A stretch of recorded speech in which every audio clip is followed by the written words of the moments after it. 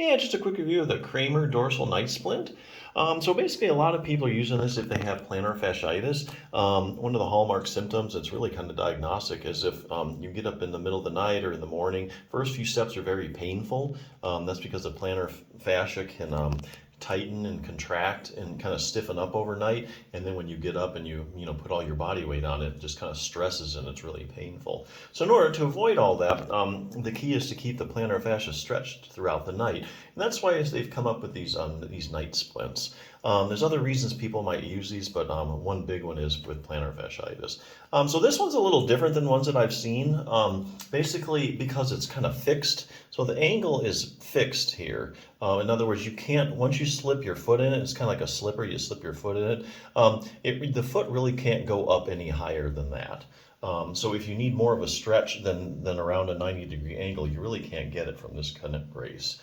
So that's one thing to realize. It's different if you have like these night splint socks that are flexible, and then it has a strap going from here to here, and you can keep pulling your foot up, as high as you want. This one, like I say, it's rigid, you can't go up any higher than that, which may be enough. A lot of people are reporting that these do really help their plantar fasciitis.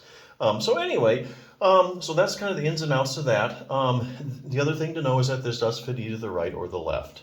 So you don't need to worry about, ordering a right or a left one. So that's really nice. You can use on either foot. So yeah, if you have plantar fasciitis, this is kind of a tried and true thing.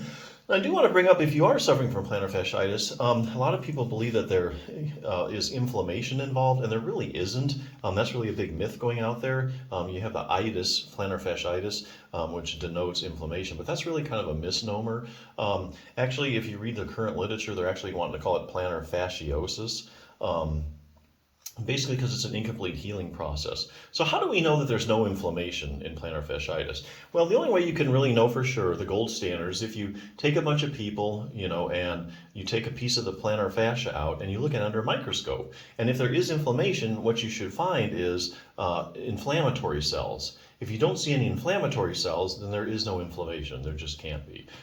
So anyway, interestingly enough, this is the 5-minute plantar fasciitis solution. This book has actually went through all the studies of the biopsy studies, and that's where you take a little biopsies where you take a little piece of something out of the body. Went through all the studies over the decades, of the biopsy studies, and where they looked at pieces of the plantar fascia under a microscope. And what did they find? Well, I'll tell you what they didn't find. They find no inflammatory cells. That's just nothing that they have ever found. What they do find is that there's degenerative changes. So you have these, basically you have an incomplete healing process and have these cells going around that are trying to repair it. That's basically what they find, but no inflammation. So basically this is a tissue, the plantar fascia, that's being stressed and stressed and stressed. It's kind of breaking down, it's trying to repair itself, but it can't quite get there. But there is no inflammation. So that's really what you've got. One of the keys is keeping it stretched out. Stretching does help realign collagen fibers, which greatly helps the healing process. In this book, the 5-minute solution, kind of an interesting thing, really. If you want to prove that something's effective in medicine, you do like a randomized controlled trial. That's the highest form of proof in medicine that a treatment is actually effective.